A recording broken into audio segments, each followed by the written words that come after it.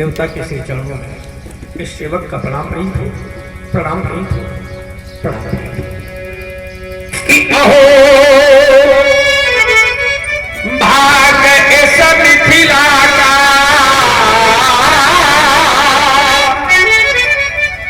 हे आपका अभिनंदन। और मैं ही नहीं फिर ये कृत हुई मेरी मिथिला समाज राजन कर रहा ये जग है पदबंद। जो पर स्वार्थ में जीता है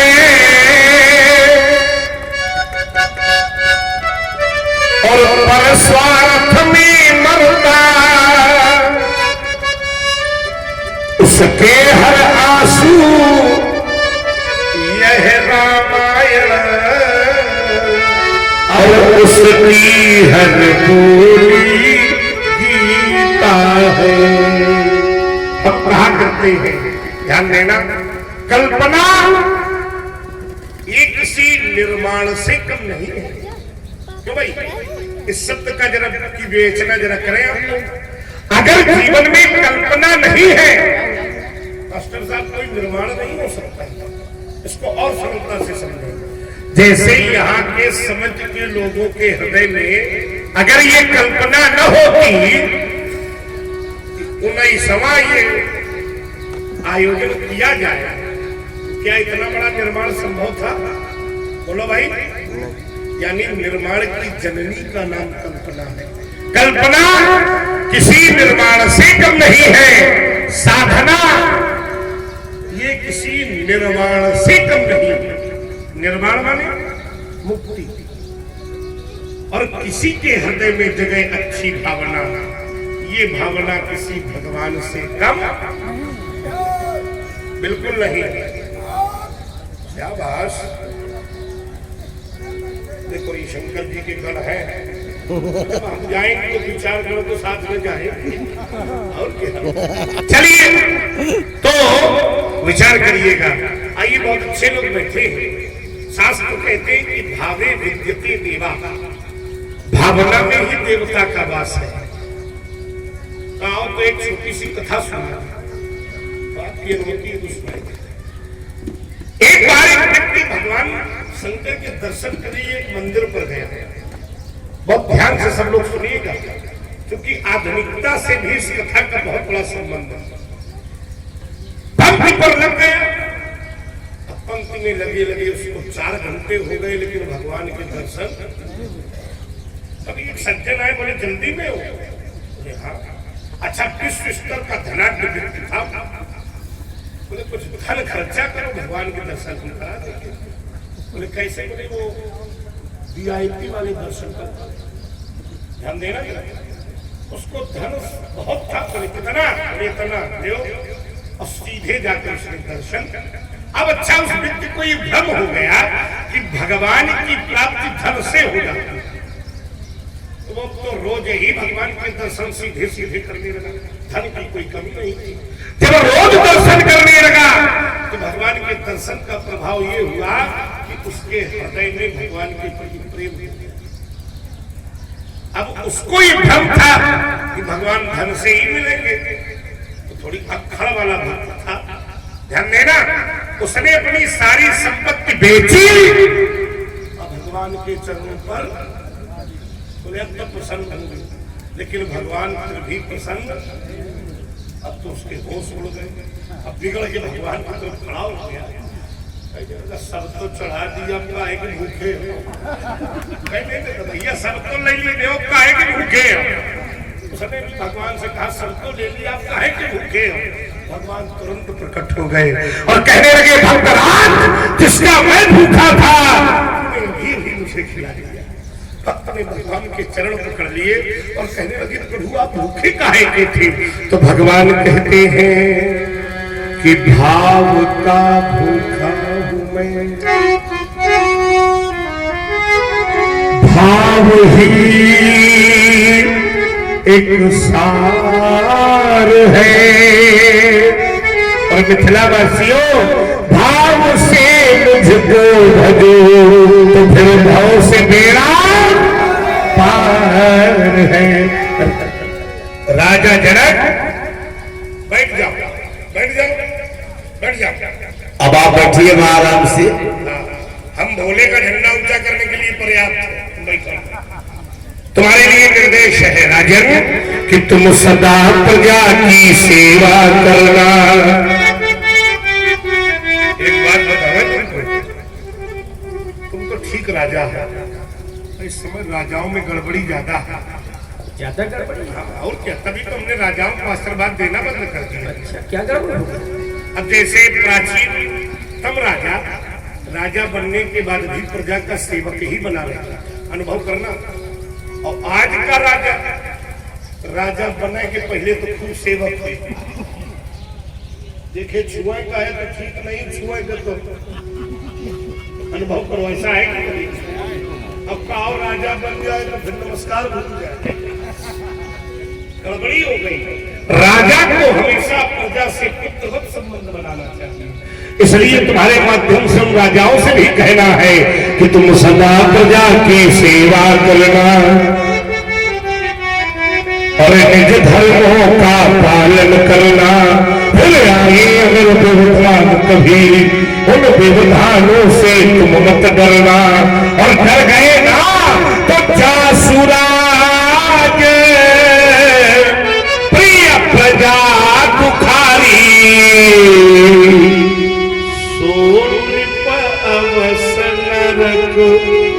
अधिकारी आए अगर व्यवधान कभी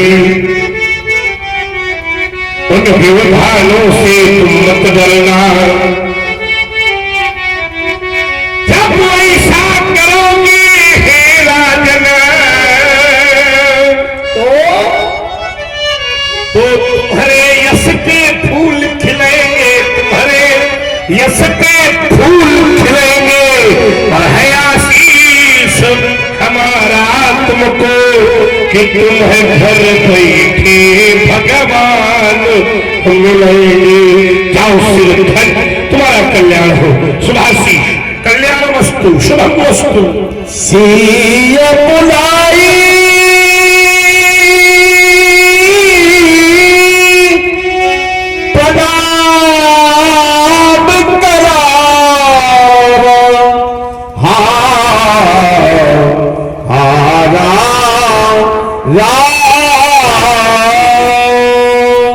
बेटी देखो ना, ये श्री भार्गव परशुराम जी हैं, इनके श्री चरणों में नतमस्तक होकर के प्रणाम करो। बिटिया है तुम्हारी?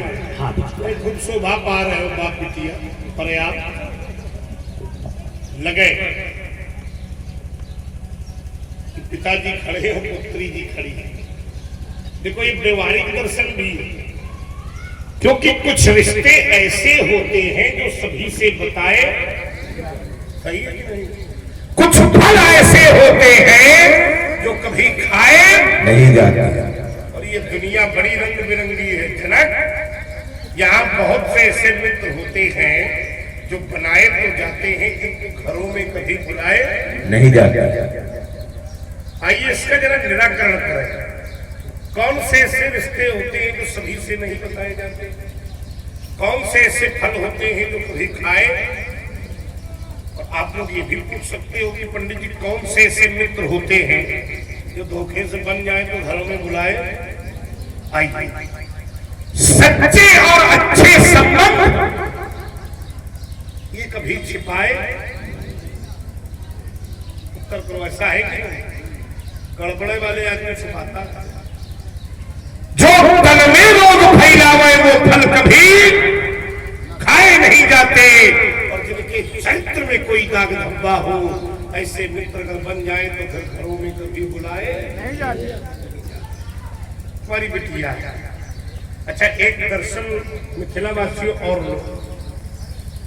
ये बिटिया खड़ी है और हाथ जोड़े खड़ी है, और ऐसा लग रहा है कि मानो आज साक्षात मां भगवती, मां भारती ही अपना समूचा श्रृंगार करके परशुराम का दर्शन दे रही है। रामलीला का मंच ये एक धर्म विद्यालय है, इसको बहुत ढंग से समझिए। और यहाँ अभिनय करने वाला हर पात्र धर्म का कुशल शिक्षक है, और जितने दर्शक बैठे हैं धर्म के छात्र हैं जो जानना चाहते हैं कि क्या है, विचार करना। देखो जरा, ये संस्कृति भारत की है, और आप लोगों ने विदेशी संस्कृति भी देखी है। भारत की संस्कृति हाथ जोड़कर अतिथि देवो भव की परिकल्पना देती है, और विदेशी संस्कृति हाथ हिला के कहती है कि दोबारा मुंह न दिखाना, भला अनुभव करो ना। अच्छा ये बताओ जरा कि अच्छी संस्कृति कौन सी है, हिलाने वाली की जोड़ने वाली? जोर से बोलो। लेकिन दुर्भाग्य है मित्र कि मेरे देश में भी वर्तमान में मेरे देश की देवियों के हृदय में पाश्चात्य प्रेम। एक बार विदेशी बाबा से झगड़ा हो गया, हमने कहा हमारा तुम्हारा कोई जोड़ नहीं है। बोले क्यों? हमने कहा तेरे देश की नारी जिस समय श्रृंगार करती है तो छिन्न भिन्न परिछिन्न परिधानों को पहनकर अंग प्रदर्शन करने का प्रयास करती है। उसने कहा आपके यहाँ की देवी? मैंने कहा जिस दिन मेरे देश की देवी श्रृंगार करके खड़ी हो तो देखना उसके तन पर साधना की साड़ी पड़ी होगी, दया का दुपट्टा उड़ा होगा, आंखों में करुणा का काजल लगा होगा, पवित्रता की पायल पहनी होगी, कर्मों का कर्णफूल लगा होगा, मानवता की मांग पर शीतलता का सिंदूर भरा होगा, और हंसमुखता के होठ पर अगर लाज की लाली लगी हो तो समझ लेना सामने खड़ी देवी भारती ही होगी।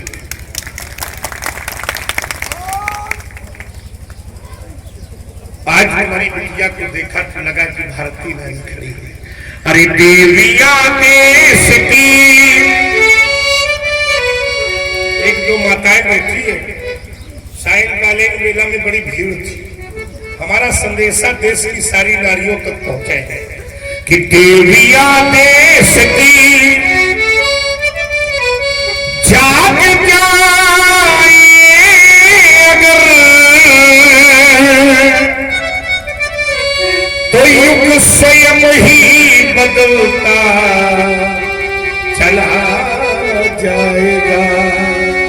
पत्नियां सादगी, जब जब मेरे देश की पत्नी ने सादगी को साधा है तो मिथिला के विद्वानों याद करो वो अनुसैया बन गई है और चित्रकूट की चट्टानों पर उस गंगा नदी को प्रकट कर दिया है। तो कभी यही नारी सावित्री बन गई है और बताओ बताओ अपने पति के प्राणों को यमराज से खींचकर वापस आई। ये शक्ति है मेरे देश की नारियों में। तो पत्नियां सादगी साथ पाए अगर तो पति स्वयं ही संभलता चला जाएगा। राजा जनक इस बालिका को बार बार देखता हूं तो हृदय कहता है हे राम, संसार की किसी मां में वो शक्ति नहीं है जो इस बालिका को पैदा कर सके।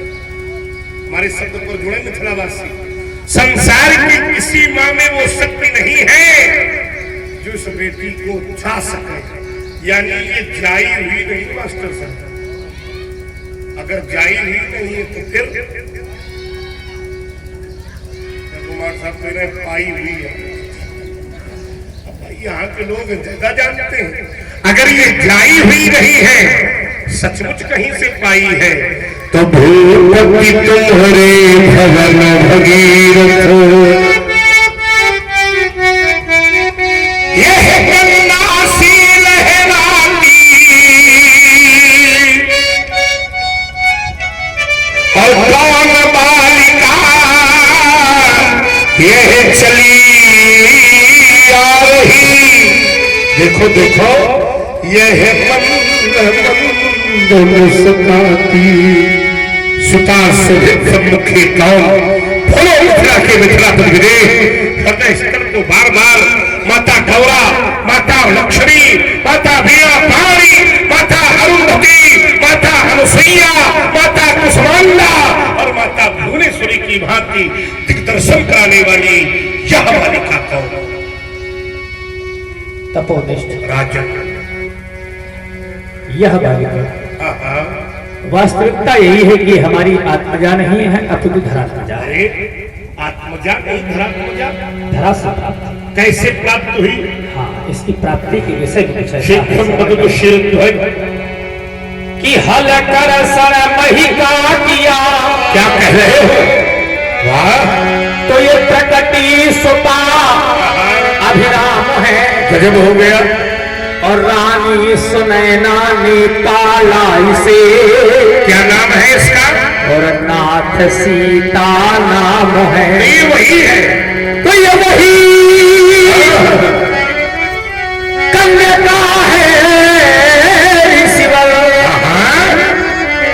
जो सन्मुख शोभा पाती है। अब तुम चाहते क्या हो? अब मैं वही चाहता हूँ कि दो आशीर्वाद इसको भगवान। देखो देखो ये चरणों में शीश झुकाती है। गजब हो गया। राजा जनक ने हल कर्षण किया और बिटिया पैदा कर दी। सोचो जरा। अच्छा, यहाँ अगर हल न चलाया होगा तो हल चलते देखा जरूर होगा सर। बोलो भाई, देखा है कि नहीं? अब जैसे हम यहाँ से वहां तक हल कर्षण करें तो क्या देखेंगे कि धरती पर हल ने यहाँ से वहां तक एक रेखा खींची। रेखा खींचती यानी हम एक भाव निकाल बैठे। इस बिटिया की उत्पत्ति, मास्टर साहब, इस बिटिया की उत्पत्ति एक रेखा से हुई। ध्यान देना जरा, सब लोग बहुत गंभीरता से जुड़े। वो भले ही हल्की रेखा क्यों न हो, तो एक सिद्धांत आया कि व्यक्ति जहां से पैदा हो उसे उसका सम्मान अपने जीवन में अनवरत करना चाहिए। दुर्भाग्य ये है कि आज का मानव जहां से उत्पन्न है वही का सम्मान भूल रहा है। सोचो, एक माता 10-10 बेटे पैदा करके पाल लेती है, लेकिन 10-10 बेटों से एक माता पाली नहीं जाती। इसीलिए लोग दुर्दशा को प्राप्त हो रहे हैं। बिटिया रानी, अगर तुम धरा की आत्मजा हो, हल की रेखा से पैदा हुई हो, तो इस समय कोई हमें सुने चाहे न सुने, तुम दोनों कान खोलकर हमारी बात सुनो। अगर तुम रेखा से पैदा हुई हो, अपने जीवन में कभी किसी रेखा का असम्मान न करना। और सरलता से समझो, अपने जीवन में कभी किसी रेखा को पार न करना। और हमारी बात भूल गई। अब किसी भी रेखा को किसी भी कालखंड में तुमने पार किया तो वही दिन तुम्हारे लिए दुखों का पहाड़ लेकर के आएगा। देखो, हमने कह दिया, अब सीता माने ये इनकी बात है। और जब तक हमारी बात मानती रहोगी, जीवन में कभी अमंगल आने वाला आशीर्वाद है तुम्हारी बिटिया। राजरानी बनो। राजा जनक खुशी नहीं है। हमने कहा रानी बनो तो कह रहा होगा का विशेष कह दिया तुमने, रानी तो बने। क्यों? क्योंकि राजा की बिटिया है। अरे भाई, जिस घर में जाएगी रानी बनेगी। ठीक सोच रहे हो। हाँ, अगर ये महारानी बन जाए तो ये कुछ प्रसन्न कर सकता है। चलो, इसको हम नवीन दर्शन आप लोगों के सामने प्रेषित करने का हमारा प्रयास है। चलिए, एक नवीन दर्शन यहाँ प्रस्तुत कर रहा हूँ। चलो, वैसे महारानी तो वही बनती है रानी जो राजा की बहुत प्रिय होती है। क्यों भाई? और इस समय राजा एक विवाह तो करते नहीं, 3 का 4 का 5 छूट है। लेकिन जो भी इसका पति होगा वो इसके मिलने के पश्चात इसे एक धरोहर रूप में वचन देगा कि मैं अपने जीवन में कभी दूसरा विवाह नहीं करूंगा। और इसी के पति का अनुसरण करने के बाद एक दिन समाज से बहुविवाह की प्रथा सदैव के लिए समाप्त हो जाएगी। आगे आने वाला समय एक नारी व्रत वाला ही होगा। ठीक है कि नहीं? अब तो खुशी भी जाओ, क्योंकि जब एक ही पति है तो तो महारानी भजनो और ईसे धरा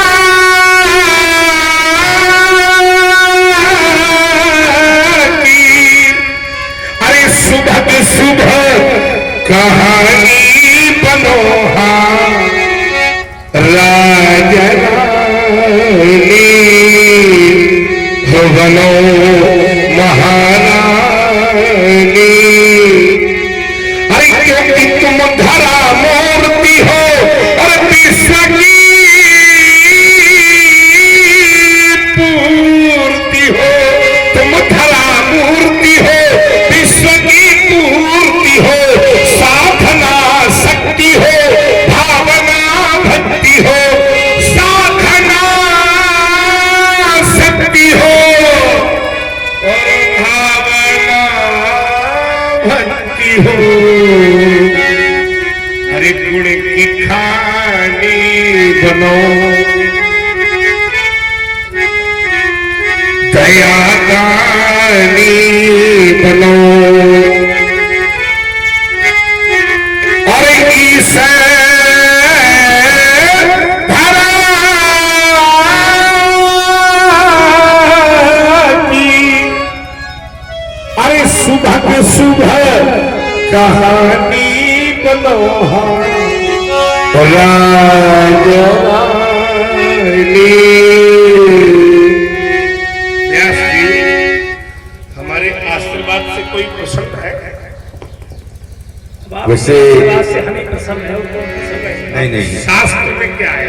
शास्त्र आशीष दी हाँ हाँ सखी हर साथी निज समाज ले गई सयानी। इसका मतलब राजा तुम्हारा अनुशासन कमजोर चल रहा है? क्यों भाई? अच्छा विचार करिए, हमारा उद्देश्य किसी की अवहेलना करना नहीं है, लेकिन अगर शास्त्र की रक्षा नहीं हो रही है तो फिर किस बात की रक्षा होगी बताइए? जाओ निवास जाओ, जाओ, जाओ। जनक जी